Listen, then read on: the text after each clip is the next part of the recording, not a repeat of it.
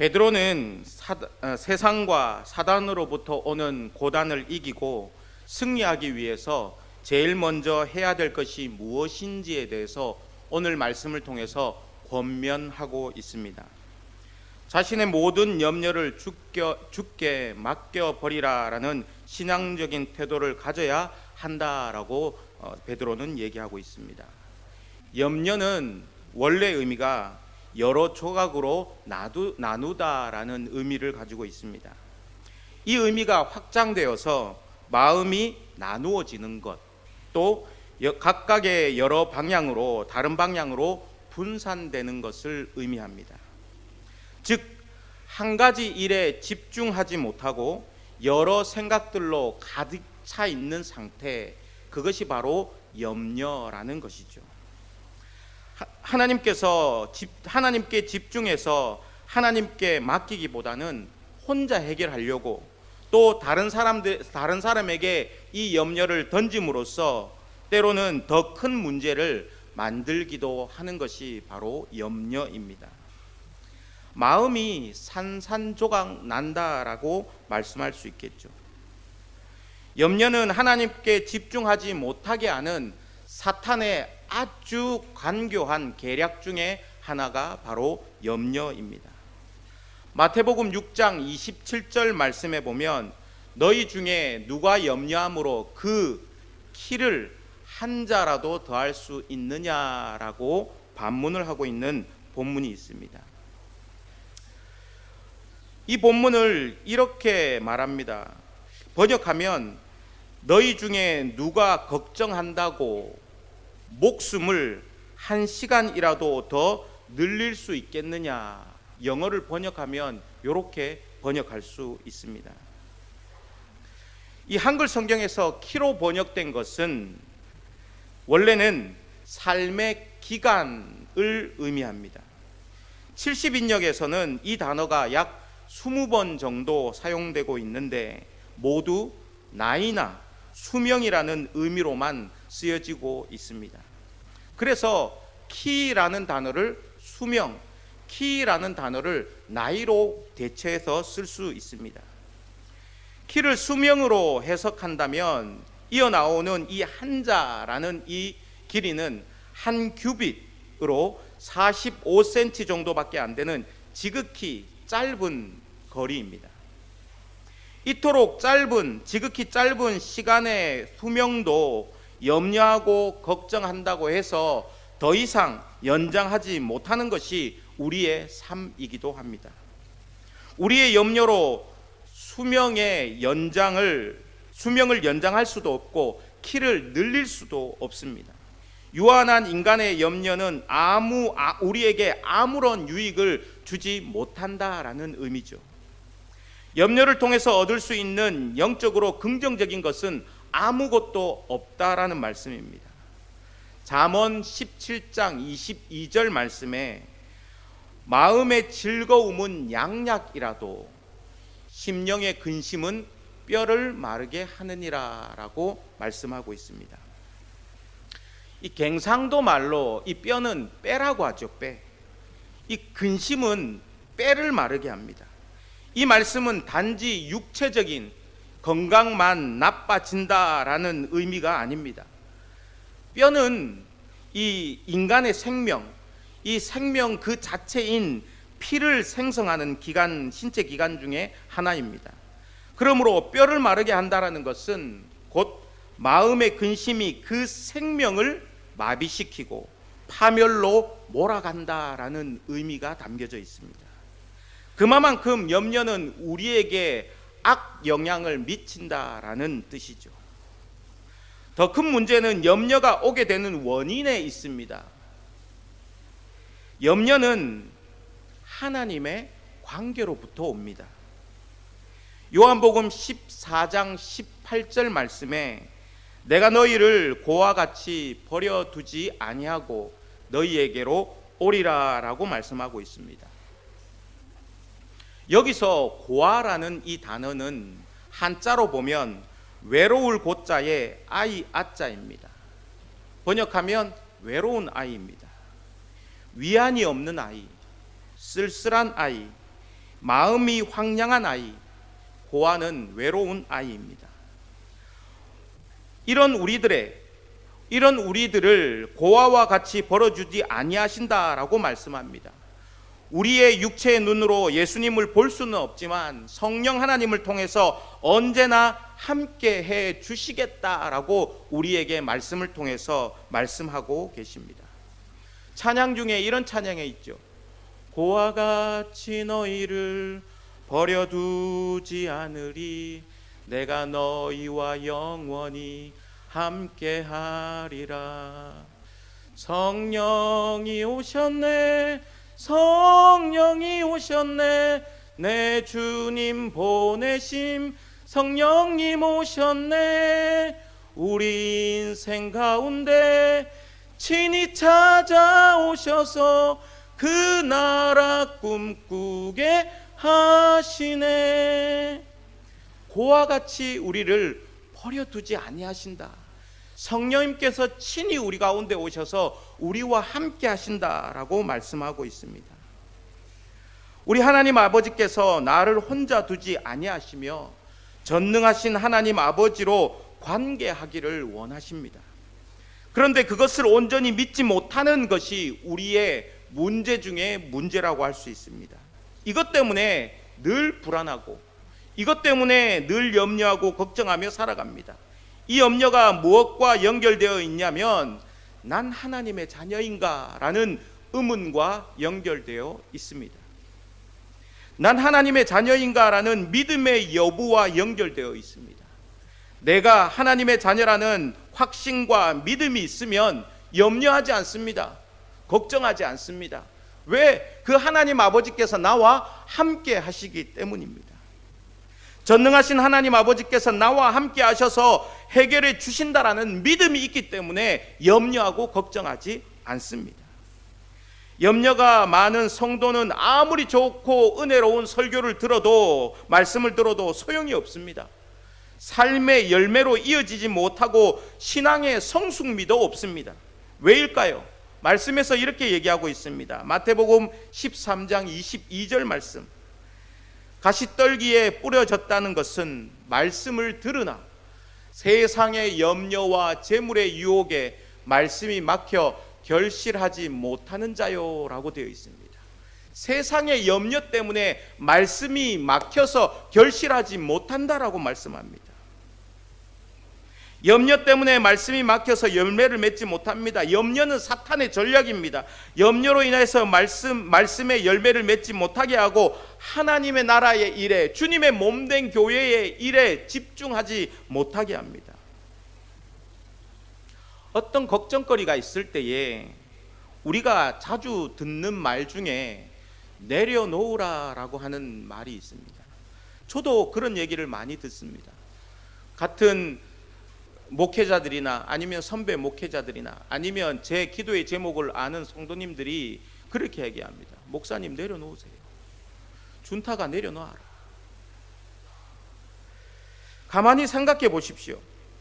짐을 들고 갑니다. 무거운 짐을 들고 갑니다. 그러면 땀도 나고 숨도 차고 손도 아프고 또 등으로 매면은 등도 아프고 많이 아픕니다. 간단하게 해결하는 방법이 있습니다. 뭐죠? 내려놓는 거예요. 내 손에서 내려놓고 내 등에서 내려놓는 거예요. 그러면 허리도 안 아프고 손도 안 아프고 등도 안 아픕니다. 힘도 안 듭니다. 숨도 차지 않습니다. 그런데 문제가 있죠. 뭐죠? 내가 목표하는 지점까지 그 짐을 들고 가야 되는데 그것이 옮겨지지 않는다라는 게 문제입니다. 내려놓았던 짐을 다시 들고 목적지까지 가야 합니다. 그러면 또 무겁고 힘들죠. 손이 아야 합니다. 등이 아야 하는 것이죠. 그렇다면 힘들지 않고 내가 목표하는 곳까지 짐을 옮길 수 있는 방법이 있는데 그 방법이 무엇이겠습니까? 요즘 배달 잘 되잖아요. 배달에 뭐 국민도 있고 뭐 이츠땡땡도 있고 뭐 많은 것들이 있습니다. 그들에게 맡기면 내 짐을 들어서 어디까지? 문 앞까지 딱 갖다 줍니다. 그렇죠. 주님께 우리의 염려를 다 맡겨버리라는 말씀입니다. 맡겨버리라라는 원래 의미는 무엇이냐면 위를 향하여 던져버리다라는 의미를 가지고 있습니다. 염려를 위로 던지라고 명령하십니다. 우리의 염려를 위로 던지면 누가 받으시겠습니까? 하나님 아버지께서 받으십니다. 우리 주님께서 받으신다라는 말씀입니다. 이 마음을 여기저기 분산시켜서 염려들을 하나님 아버지께도 던져버리고 주님의 주권적 경륜 아래서 겸손하게 살기를 원하는 마음이 우리 모두에게 있어야 될 줄 믿습니다. 그래야 하는 이유가 하반절에 나타납니다. 이는 저가 너희를 권고하심이라 라고 말씀합니다. 여기서 권고하다라는 영어 표현이 케어입니다. 케어. 우리 케어라는 말 잘 쓰잖아요. 뭐? 두피 케어. 또 무슨 케어 쓰죠? 피부 케어. 또 몸무게 케어. 뭐 이런 케어를 많이 씁니다. 주님께서 우리를 케어하고 돌보아 주신다라는 의미입니다. 권고하다라는 그 원래 뜻은 무엇이냐면 뭐뭐에 대해서 깊은 관심을 갖다라는 의미를 가지고 있습니다. 그래서 이 말씀을 다시 해석해서 문장을 완성해 보면 주님께서 당신에 대하여서 깊은 관심을 갖고 있으니까 염려하지 말라는 거예요. 우리에 대해서 깊은 관심을 가지고 있으니까 염려하지 말라는 거예요. 내가 네 사정 다 안다. 내가 네 걱정 다 안다. 내가 네 마음 다 안다. 염려하지 말라는 거예요.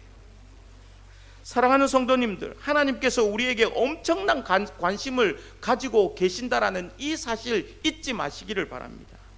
하나님은 우리 예수 그리스도 십자가의 피값으로 구원하여 자녀 삼으신 우리에 대해서 무관심한 분이 아닙니다.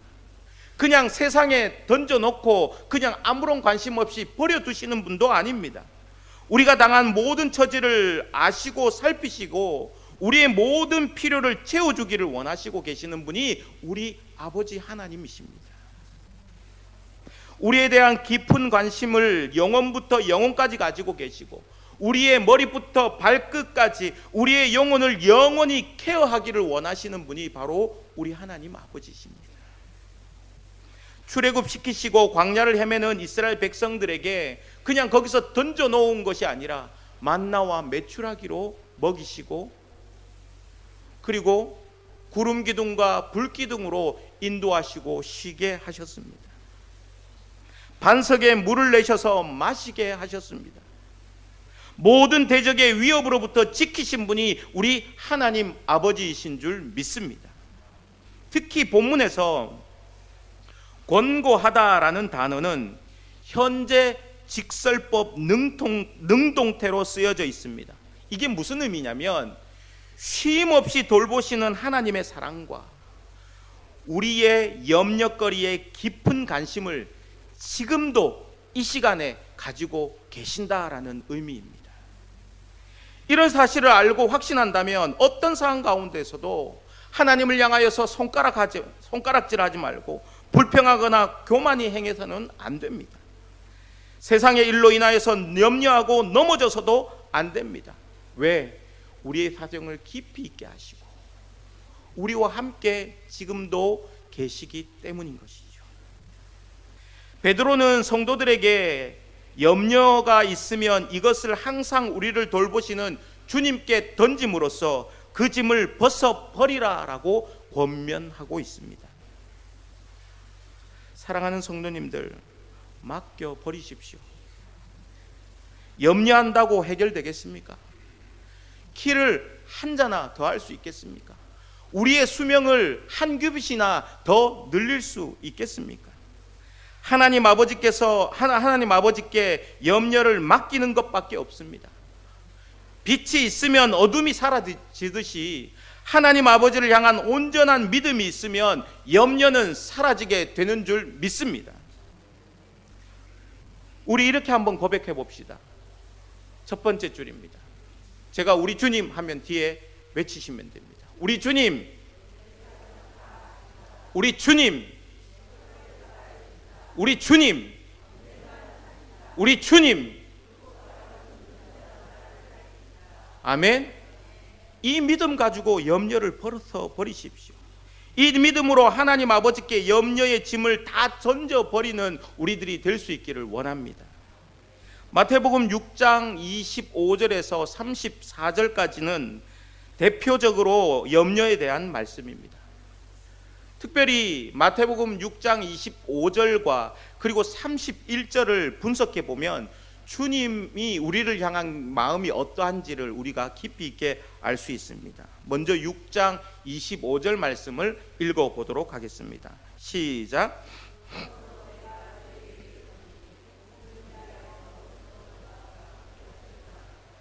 몸을 위하여 무엇을 입을까 염려하지 말라.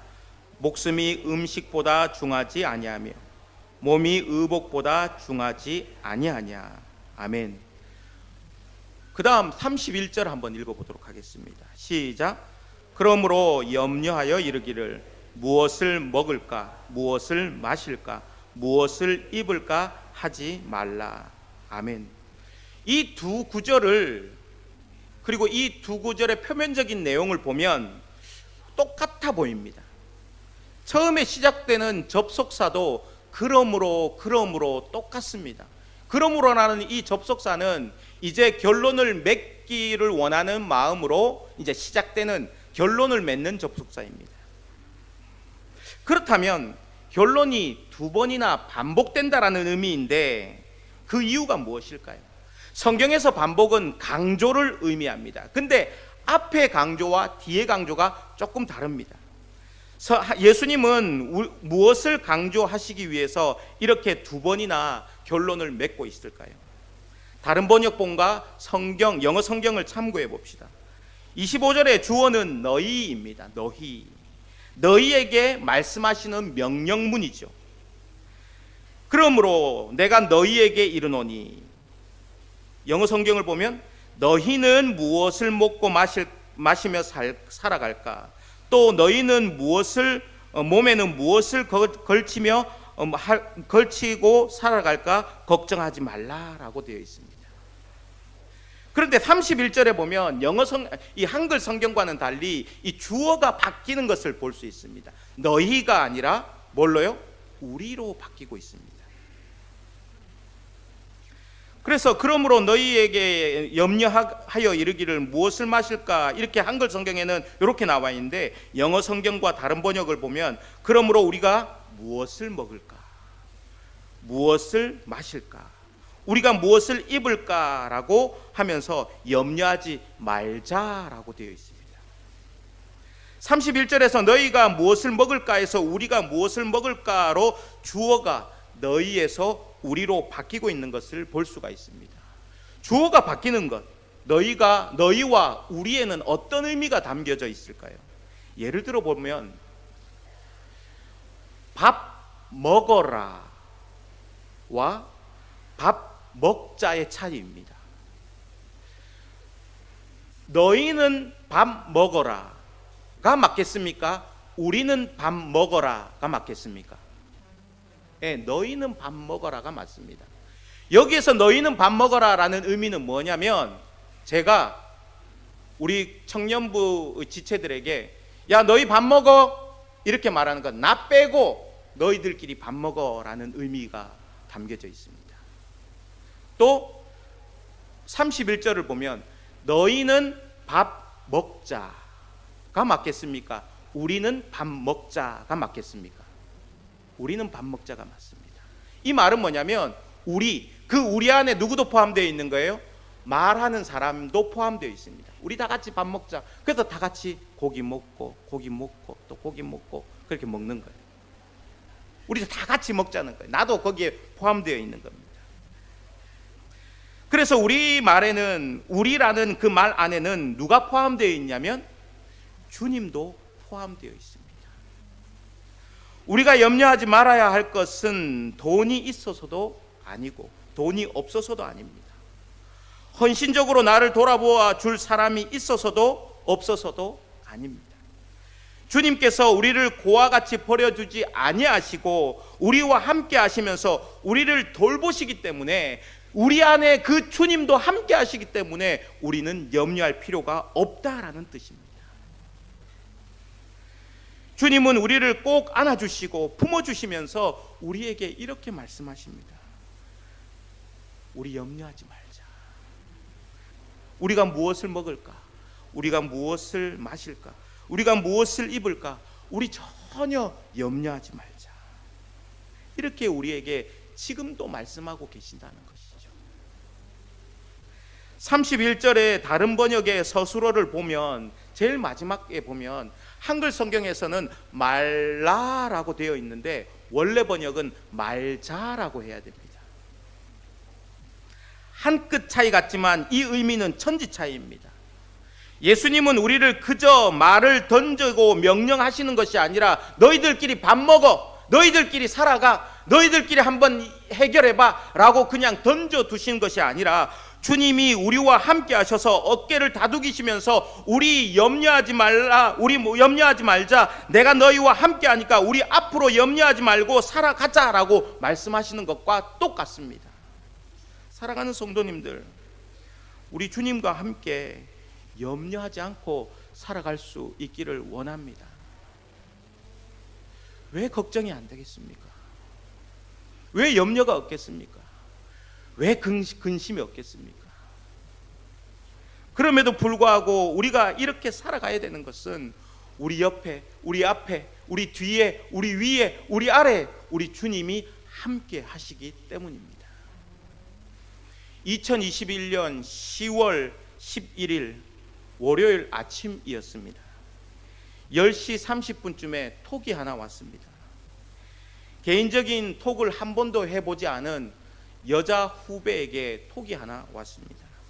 이 후배는 그 당시에는 미국에서 찬양 사역을 하면서 지냈던 친구입니다. 미국에서 온 톡이죠. 후배는 자신이 부른 찬양을 직접 유튜브에 찍어서 올리는 유튜버이기도 합니다. 톡의 내용이 이렇습니다. 오빠, 찬송 선물 드려요. 월요일 아침 쉬시는데 이 찬송 드립니다. 그리고 할렐루야 할렐루야 이렇게 하면서 자신이 피아노를 직접 치면서 부른 찬송가를 영상을 링크해 주었습니다. 이 찬송가를 들으면서 제가 그때 짊어지고 있던 큰 짐이 하나 있었습니다. 이게 해결이 될까? 이 나이에 이게 해결이 될까? 이 시점에 내가 이것이 해결이 될까? 라고 하는 큰 짐이 저에게 있었습니다. 그런데 이 찬송가를 제가 들으면서 제가 가지고 있던 이 미래에 대한 염려와 걱정이 완전히 끊어져 버리게 되었습니다. 이 찬송가를 들으면서 당면한 문제에 대한 염려를 하나님 앞에 다 올려보내면서 이렇게 고백했습니다. 그렇습니다, 하나님. 제 문제 다 아시지 않습니까? 나를 입히시는 분도 하나님이시고 나를 먹이시는 분도 하나님이신데 제가 이 걱정 가지고 살면 무엇하겠습니까? 하나님, 제 걱정 받아주시옵소서. 6분 50초짜리의 영상이었는데 그 영상을 또 듣고 오전 내도록 한 20번 정도 들었습니다. 그리고 난 후에 후배에게 제가 이렇게 톡을 했습니다. 찬양 너무 좋다. 요즘 나에게 딱 맞는 찬송이네. 고맙다. 기도하고 있었는데 이 찬송을 통해서 내 모든 염려와 걱정이 해결되었다. 이 톡의 후배가 그래요 오빠, 기도하는 것이 있었군요. 해결되었다니 감사합니다 라고 답해 주었습니다. 이 찬송이 찬송가 370장입니다. 주 안에 있는 나에게 장근 심 있으랴. 십자가 밑에 나가 내 짐을 풀었네. 그 두려움이 변하여 내 기도 되었고 전날에 한숨 편하여 내 노래 되었네. 주님을 찬송하면서 할렐루야 할렐루야. 내 앞길 멀고 험해도 나 주님만 따라가리. 기도하겠습니다. 하나님 아버지, 감사합니다. 주님을 믿는다고 하지만 당면한 문제에 대한 염려와 걱정이 있는 것 또한 사실입니다. 우리와 함께 하시는 하나님 아버지, 우리의 두려움이 변하여 기도 되게 하시고 한숨이 변하여 찬양이 되게 하옵소서. 우리 어려움 아시고 함께 하시며 끝까지 지키시고 보호하시는 언약의 하나님 아버지심을 믿습니다. 우리의 앞길이 우리가 감당하지 못할 무게로 짓누르고 때론 사방으로 우겨쌈을 당하여 막혀 헤매고 있을지라도 주님을 찬송하며 주님 따르게 하옵소서. 이렇게 하나님께 고백하는 것이 하나님을 향한 믿음의 고백이 되게 하시고 저희가 신실로 정직하게 그러면서 묵묵히 주님을 따르는 것이 하나님께서 여시는 길로 인도함 받는 여정임을 믿게 하여 주시옵소서. 우리의 모든 염려를 위로 던질 줄 아는 믿음을 허락하여 주옵소서. 우리와 함께 걸어가시기를 원하시는 예수님의 이름으로 기도합니다. 아멘. 찬송 부르시면서 준비한 헌금 드리도록 하겠습니다.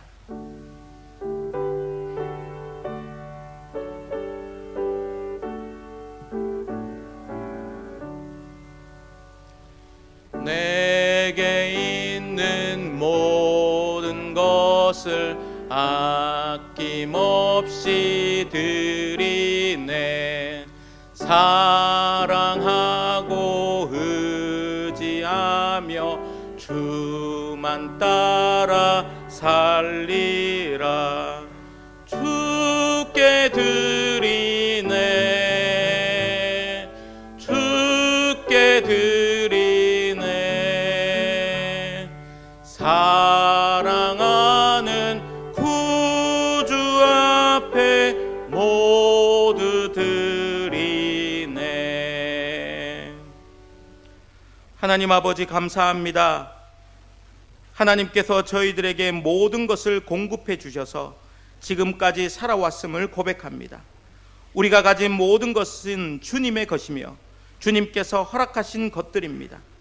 나의 마음과 힘과 의지를 다해 11조와 감사헌금과 주일헌금을 드립니다. 하나님 홀로 영광 받아주시고 이 헌금이 쓰이는 곳마다 십자가의 복음이 흘러가게 하옵소서. 필요를 채워주실 줄 믿고 예수 그리스도의 이름으로 기도합니다. 아멘.